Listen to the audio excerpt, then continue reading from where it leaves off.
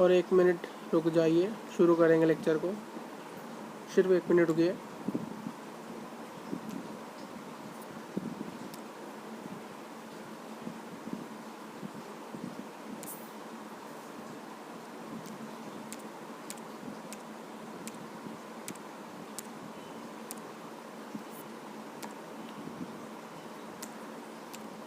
Hello everyone and welcome back to BM education class 8। आज हम पढ़ेंगे किलर बैच के अंदर from trade to territory chapter number 2 history. ठीक, तो शुरू करते हैं इस चैप्टर को आपका ज़्यादा टाइम ना वेस्ट करते हुए। तो आइए शुरू करते हैं। इस व्यक्ति को तो हर कोई जानता है, इस महान पुरुष को। ये कौन है? नाम तो लिखा ही है। क्या नाम है? औरंगजेब। इनका नाम क्या है? औरंगजेब। यहाँ पर कुछ क्वेश्चन मैंने आपको पूछा है कि औरंगजेब कौन थे? क्या पहले मुगल एम्परर थे यानी रूलर थे? क्या सेकंड मुगल रूलर थे, या लास्ट मुगल रूलर थे, या फिर सिर्फ मुगल रूलर थे? बहुत बच्चे कहेंगे सर औरंगजेब सिर्फ एक मुगल रूलर थे, तो ऑप्शन डी आंसर होना चाहिए। बट आपको सफिशिएंट में टाइम दे रहा हूँ, थोड़ा सा सोचो कि औरंगजेब फर्स्ट है या सेकंड या लास्ट या फिर सिर्फ मुगल एम्परर है। एम्परर यानी यहाँ लिख भी लो, कहीं खाली जगह है यहाँ पर। एम्परर यानी रूलर ही होता है।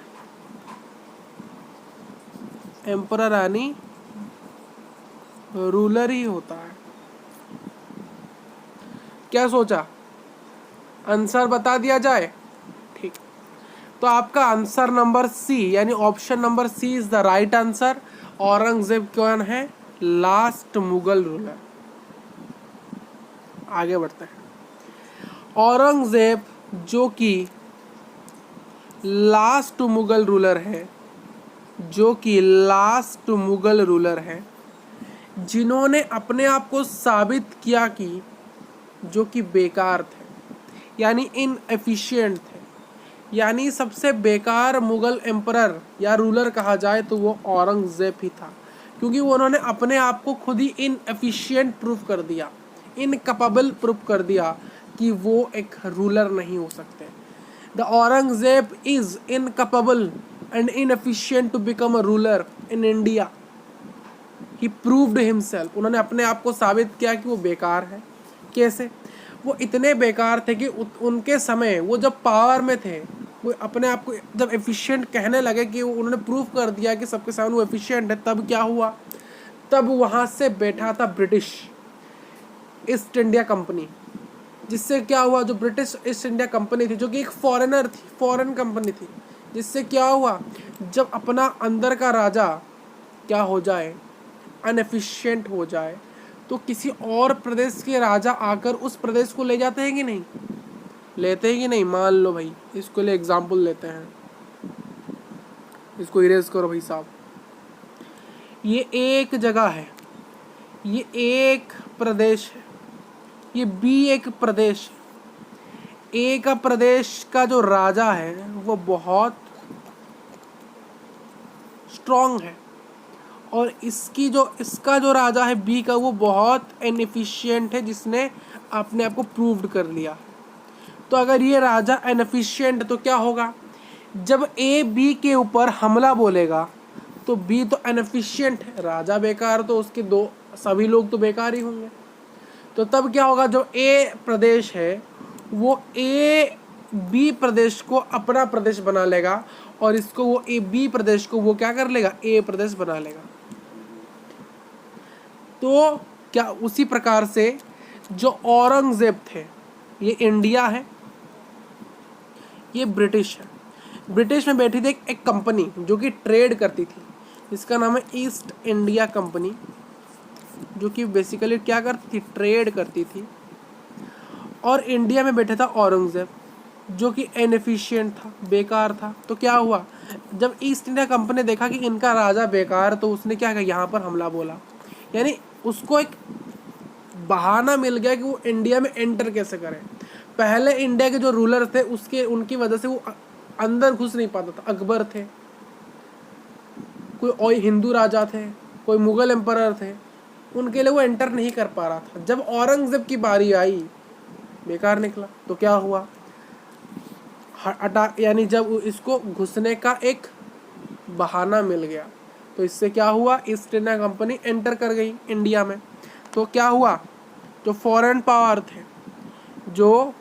पावर थे उनको एक अपॉर्चुनिटी मिला कि वो अपना साम्राज्य यानी रूल, अपनी रेगुलेशन को इंडिया में एस्टेब्लिश कर सके। उनको एक बहाना मिल गया।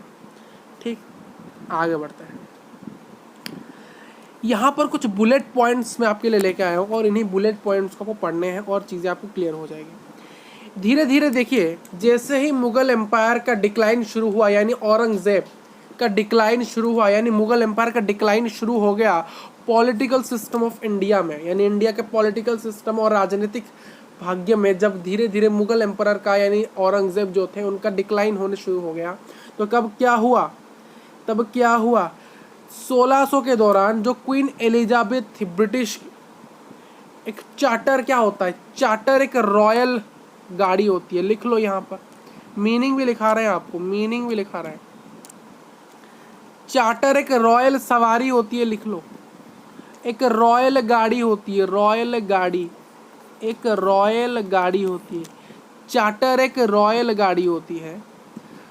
तो क्वीन एलिजाबेथ अपने एक चार्टर देती है, एक रॉयल गाड़ी देती है ईस्ट इंडिया कंपनी को और कहती है कि जाके ईस्ट में ट्रेड करो। भाई इंडिया कहाँ है, इंडिया कहाँ है, इंडिया कहाँ है बताओ। अगर ये मान लो ये अगर एशिया है, एशिया है, तो एशिया के यहाँ पर इंडिया है कि नहीं, यहाँ पर इंडिया यहाँ पर है, चाइना यहाँ है, रशिया यहाँ है। ठीक, तो अगर सॉरी मैं वर्ल्ड बनाता हूँ, ये पूरा वर्ल्ड बनाता हूँ, तो मान लो ये वर्ल्ड है, ये पूरा वर्ल्ड है, तो पूरे वर्ल्ड में इंडिया कहाँ है, यहीं है कहीं, इंडिया है कि नहीं। तो मान लो ये नॉर्थ, ये साउथ, ये वेस्ट, तो ईस्ट। तो ब्रिटेन कहाँ है, ब्रिटिश, तो ब्रिटिश यहाँ है, यहाँ पर है ब्रिटिश, यहाँ पर है इंडिया। तो इंडिया किस जगह पर है, इंडिया ईस्टर्न पार्ट में है। तो क्वीन एलिजाबेथ ब्रिटिश के ईस्ट इंडिया कंपनी को एक रॉयल गाड़ी देते हुए, एक चार्टर देते हुए कहती है कि तुम जाके ट्रेड कहाँ करो, इस ईस्ट में, यानी इस एरिया में जाके करो, यानी China, Malaysia, Mongolia, India, Pakistan, इन एरियाज में। तब तो पाकिस्तान था नहीं, तब पाकिस्तान नहीं था, पार्टीशन की बात हिस्ट्री में पढ़ेंगे। ठीक है।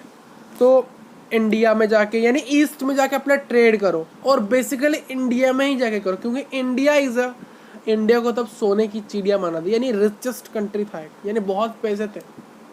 और क्या था, इंडिया के स्पाइसेस बहुत बढ़िया थे, मसाले, उनका बिजनेस करने आई थी, मसाले, स्पाइसेस जिनको हम कहते हैं, और भी इत्यादि ट्रेड्स करने आई थी ईस्ट इंडिया कंपनी। तो क्या कहती है, उनको पावर दिया जाता है, ईस्ट इंडिया कंपनी को एक सोल पावर दिया, यानी अपनी एक खुद की पावर दी जाती है कि जाके ट्रेड करो ईस्ट में। 17th सेंचुरी के दौरान, अर्ली 17th सेंचुरी के दौरान क्या होता है, जो डच वाले होते हैं और फ्रेंच वाले होते हैं, वो इंडिया आते हैं। क्यों आते हैं, वही ट्रेड के काम में, यानी व्यवसायी के रूप में इंडिया आते हैं, डच वाले और फ्रेंच वाले। आप बताओगे सर कैसे आए थे, हमें पता नहीं। भाई साहब जाके देखना, कहाँ पर, गोवा में जाके देखना, पोर्तुगीज़ के चर्च आपको बहुत मिलेंगे, केरला, तमिलनाडु, इन एरियाज़ को जाके देखना, आपको फ्रेंच की चीज़ें ज़्यादा मिलेगी। आप कर्नाटका के कुर्क में जाके देखना, वहाँ पर फ्रेंच, डच, इनके ज़्यादातर घर, इनके घर जो घर के स्टाइल है कुर्क वगैरह में, कर्नाटक वगैरह में, वहाँ पर फ्रेंच स्टाइल दिखाया जाता है आपको। पोर्तुगीज़ स्टाइल आपको ज़्यादातर देखने को मिलेगा गोवा में। तो चर्चेस हैं, चर्च वो पोर्तुगीज़ स्टाइल में बेस्ड थे गोवा में। जो कुर्क में जो हाउसेस है, रूफ्स है, कोडगु जिसको हम कहते हैं, कर्नाटका में जाके देखोगे। तो धीरे धीरे को एक कंपटीशन हो गया किनके बीच में, डच के बीच में, फ्रेंच के बीच में और ईस्ट इंडिया कंपनी के बीच में। इन तीनों के बीच में ऐसा कंपटीशन लगने लगा कि कौन सुप्रीम पावर में आएगा, कौन सुप्रीम पावर में आना चाहता है, कौन सुप्रीम पावर में आना चाहता है। यानी इन तीनों में से कोई एक चाहता था कि हम मोनोपोली क्रिएट कर लें। मोनोपोली यानी एक ही राजा और कोई कुछ नहीं है। तो क्या हुआ, ये जो ट्रेडिंग कंपनीज थी भाई साहब, ट्रेडिंग कंपनीज थी, ट्रेड करना आई थी, बट उनको चाहिए था रूल करना चाहते थे वो। यानी चैप्टर का नाम क्या है, ट्रेड से टेरिटोरी। यानी बिजनेस करने आए थे। कैसे आए थे, कंपनीज जो थी, जो ईस्ट इंडिया कंपनी थी वो बिजनेस करने आई थी। वो बिजनेस से कहाँ यहाँ एक साम्राज्य बना के चले गई, यानी रूल करके यहाँ पर चले गई, वो किसी को पता नहीं चला। कौन जानता था, एक ट्रेड करने वाली चीज़ आई, एक व्यवसाय के रूप में आई, साम्राज्य बना के चली गई। कौन जानता था, आप जानते थे? नहीं। तो उसी प्रकार से इंडिया के लोग भी नहीं जानते थे। तो ईस्ट इंडिया कंपनी अपनी पहली फैक्ट्री को बनाती है हुगली रिवर के अंदर। हुगली रिवर कहाँ है, कोलकाता में है। कलकत्ता कहाँ है, कलकत्ता में हुगली रिवर। कब बनाती है, 1615। क्वेश्चन पूछा आता है यहाँ से, एक मार्कर का क्वेश्चन पूछा आता है, ईस्ट इंडिया कंपनी अपनी पहली फैक्ट्री कहाँ बनाई थी, तो आपको लिखना है bank of Hooghly river 1615। Date याद रखना है। और हम हिस्ट्री वैसे पढ़ रहे हैं तो डेट्स की तो बात ही है भाई साहब, हिस्ट्री ही पढ़ रहे हैं तो डेट्स आपको याद रखना ही पड़ेगा। कंपनी क्या करती है, सेटलमेंट बनाने लगती है। क्यों, कहाँ सेटलमेंट बनाने लगती है, फोर्ट के चारों, जो फोर्ट्स थे, राजा के जो फोर्ट्स थे उनके चारों सेटलमेंट बनाने लगती है। यानी सिविलाइजेशन बनाने लगती है। यानी जो राजाओं के घर थे उसके साइड में लोगों के घर बनाना शुरू कर देती है, जैसे कि लोग वहाँ पर सिविलाइज्ड हो सके 1696 के दौरान। और जमींदारी राइट्स दी जाती है 3 विलेज ऑफ बंगाल को, यानी 3 गांव बंगाल के, वहाँ पर जमींदारी राइट्स दी जाती है। यानी जो जमींदार थे उनको जमींदारी प्रैक्टिस करने का राइट दिया जाता है। ठीक, जैसे कि लॉयर है तो लॉयर को लॉ प्रैक्टिस की राइट कौन देता है, बार काउंसिल ऑफ इंडिया। तो उसी प्रकार से ब्रिटिश कंपनी ने क्या किया, जमींदारी राइट्स दी बंगाल के 3 गांव को। तो नवाब थे बंगाल के, उन्होंने कॉन्सिक्वेंसेस को मना किया, रिडक्शन को मना किया, डिस्काउंट टू कंपनी को मना किया। कंपनी ने डिस्काउंट दे रही थी, ये कर लो हम ये कर लेंगे, ये कर लो हम ये कर लेंगे, तुम इसको कर लो हम इसका तुम्हें कर लेंगे। बट वहाँ के जो नवाब थे, यानी रॉयल लोग थे, नवाब यानी रॉयल, उन्होंने इस चीज़ को मना कर दिया। क्या किया, मना कर दिया। और डिमांड करने लगे ट्रिब्यूट्स की कंपनी से। यानी वो चाहते थे कंपनी हमारे साथ एक ट्रिब्यूट करे, डील कर ले, ना कि हम उसके अंडर में रहे, हम उसके साथ कोलैबोरेशन करके चले। EEIFC बेसिकली क्या है, EEIFC क्या है, EEIFC बेसिकली जो ट्रिब्यूट बनाया गया था ब्रिटिश के समान, और ब्रिटिश और नवाब ऑफ बंगाल के दौरान, उसके लिए एक डील की गई थी जो कि EEIFC है। आगे बढ़ते हैं। फिर आता है बैटल ऑफ प्लासी, किसके बीच में होता है, सिराजुद्दौला के बीच में होता है। सिराजुद्दौला कौन थे, वही नवाब जिसने मना किया था रिडक्शन के लिए, डिस्काउंट के लिए ईस्ट इंडिया कंपनी को, जो कि बंगाल के नवाब थे। और किसके बीच में होता है, ब्रिटिश के बीच में होता है 1756। ठीक, और नवाब वाज डिफीटेड। भाई सिराजुद्दौला हारने वाले नहीं थे, बट सिराजुद्दौला को अपने ही लोगों ने धोखा दे दिया। किसने दिया, मीर जफर ने। बैटल ऑफ प्लासी के बाद क्या होता है, सिराजुद्दौला का असैसिनेशन क्या होता है, यानी उनको मार दिया जाता है। मारने के बाद जो मीर जफर थे, मीर जफर उनके सेनापति थे। सिराजुद्दौला कौन थे, नवाब थे, तो उनके चीफ सेनापति थे जो कि मीर जफर थे। मीर जफर को फंसा दिया ब्रिटिश ने अपने जाल में और कहा कि अगर तुम हमारा साथ दोगे सिराजुद्दौला को, जो नवाब थे, उनको मारने में, तो हम तुमको राजा बनाएंगे। ब्रिटिश ने ऐसा कहा। तो क्या हुआ, मीर जफर मान गए, हाँ भाई। तो उन्होंने उनका साथ दे दिया, बता दिया कि भाई यहाँ से अगर अटैक करोगे तो राजा मर जाएगा, क्योंकि राजा का यहाँ पर ज़्यादा चीज़ें नहीं हैं।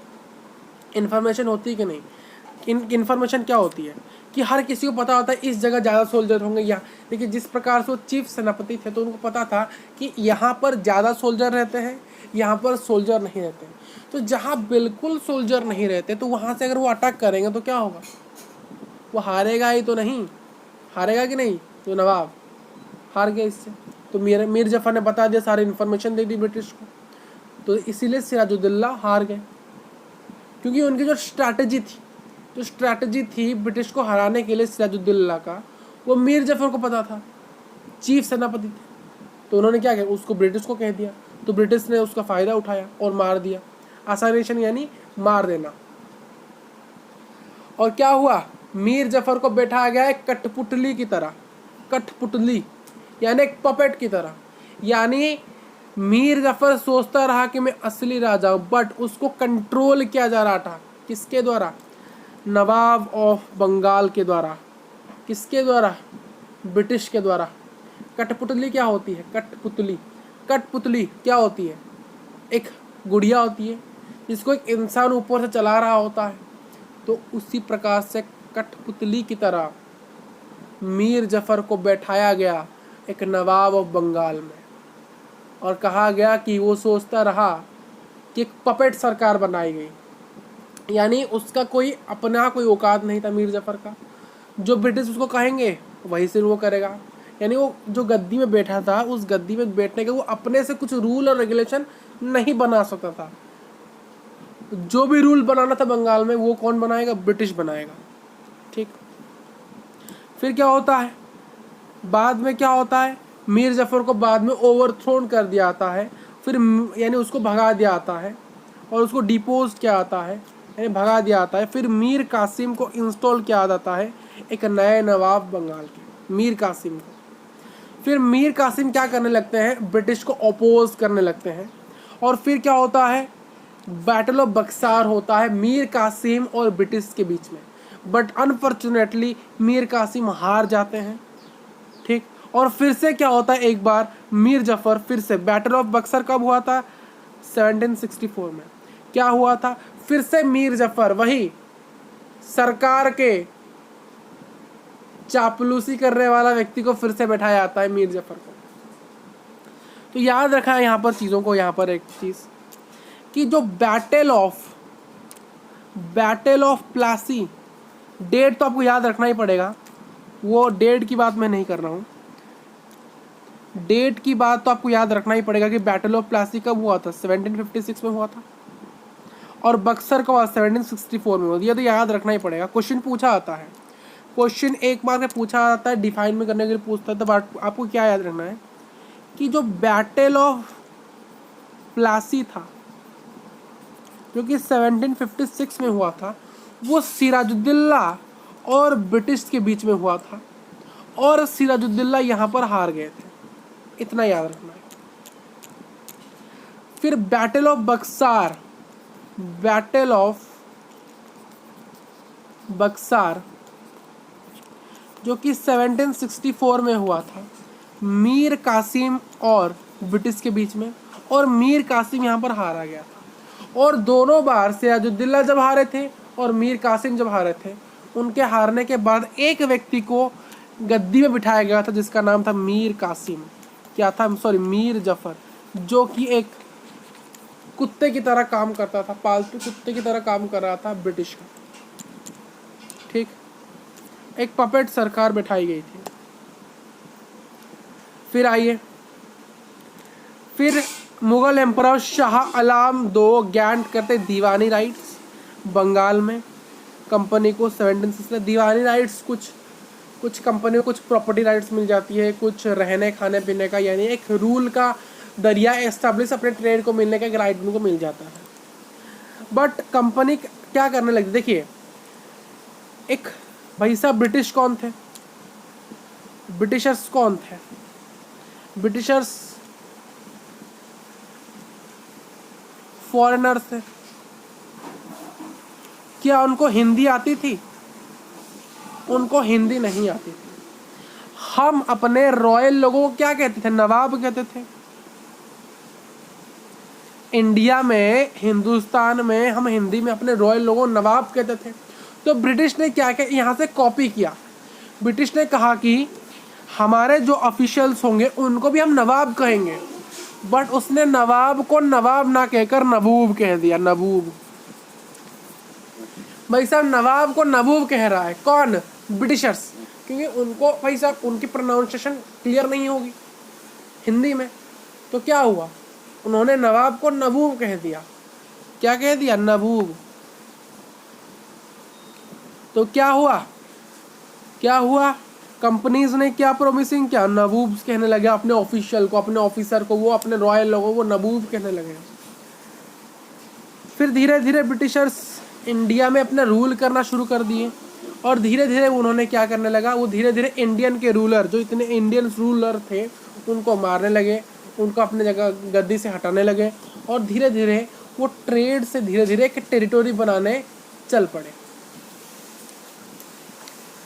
कुछ मेथड्स थे जिस मेथड में वो इंडिया के सभी स्टेट्स को कब्जा करने लगते थे, सब्सिडियरी अलायंस बनाकर कहते थे कि आपका कोई डिफेंस सर्विस नहीं होगा, हम आपको प्रोवाइड करेंगे, तो आप हमारे साथ मिल जाओ, यानी हमारे साथ कोलैबोरेशन कर लो। पॉलिसी ऑफ पैरामाउंटेसी, ये क्या था, ये यह था कि हम आपके साथ मिलेंगे बट ज़्यादा पावर हमें दी जाएगी, आपको कम पावर दी जाएगी। डॉक्ट्रिन ऑफ लॉस क्या था, अगर किसी व्यक्ति के पास, अगर कोई व्यक्ति यह नहीं जानता कि उसके मरने के बाद उसकी प्रॉपर्टी किसके पास जाएगी, तो वो जो प्रॉपर्टी अपने अडॉप्टेड सन को नहीं दे सकता, उसको कहना पड़ेगा भाई साहब इसके पास जाएगी, वो फिर लीगली जाएगी, प्रूफ दिखाना पड़ेगा भाई साहब इसके पास क्यों जा रही है, क्या है मेरा, ठीक। अगर उसके पास कोई भी अपना लीगली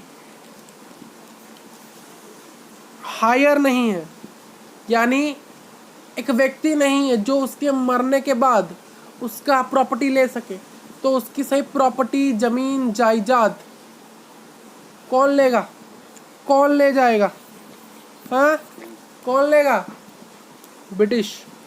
डायरेक्ट असैसिनेशन, डायरेक्ट जाके मार दो, डायरेक्ट गए, इंडियन रूल को मारा, उसका स्टेट अपने हाथ में ले लिया, ठीक। कहाँ कहाँ ऐसे होने लगे, ऐसे हैदराबाद में होने लगे, अवध में होने लगे, सतारा और उदयपुर में होने लगे, मराठा सिंध में होने लगे, झांसी में होने लगे, इत्यादि जगह में ऐसे चीज़ें होने लगी। फिर क्या होता है, ब्रिटिश 3 एंग्लो मराठा वार लड़ती है, यानी मराठाओं के साथ, मराठा के साथ ब्रिटिश 3 लड़ाई लड़ती है, और लास्ट लड़ाई में ब्रिटिश हार जाते हैं, जो कि लास्ट लड़ाई में मराठा हार जाते हैं, लास्ट लड़ाई में मराठा हार जाते हैं, जो कि 1782 से लेकर 1819 के बीच में हुई।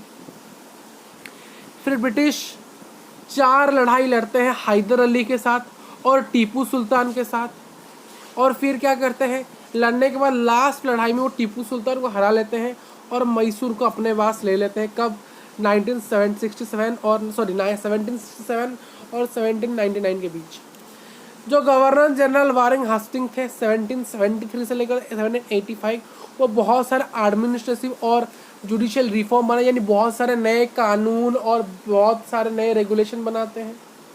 एक नया सुप्रीम कोर्ट बनाया जाता है under the regulation act of 1773, जहां पर क्या होता है, सरदार निजामत अदालत बनाई जाती है, यानी एक साधार निजामत अदालत, यानी अच्छी एक फेयर एंड फ्री कोर्ट की अपील की जाती है कि जहां पर सभी की बात सुनी जाए। कहाँ बनाई जाती है, कलकत्ता में बनाई जाती है। इसलिए इंडिया की जो कैपिटल थी वो पहले कलकत्ता थी, दिल्ली नहीं थी। दिल्ली तो अब बनाया गया। दिल्ली को किसने, दिल्ली को भारत का राजधानी किसने बनाया, वही ब्रिटिश ने बनाया। क्यों बनाया, क्योंकि जो दिल्ली था वो भारत के बीचों बीच था और कलकत्ता कहाँ था, एक साइड में था, तो इसलिए उन्होंने अपने कैपिटल को बाद में चेंज करके दिल्ली कर दिया। बट पहले जब वो आए थे तब कलकत्ता राजधानी था, तो इसलिए जो कोर्ट था, जो पहला कोर्ट था, वो बनाया गया था कलकत्ता के अंदर। इन्फेंट्री रेजिमेंट बनाया जाता है, फुट सोल्जर बनाए जाते हैं, आर्मी में फुट सोल्जर इंट्रोड्यूस किया जाता है।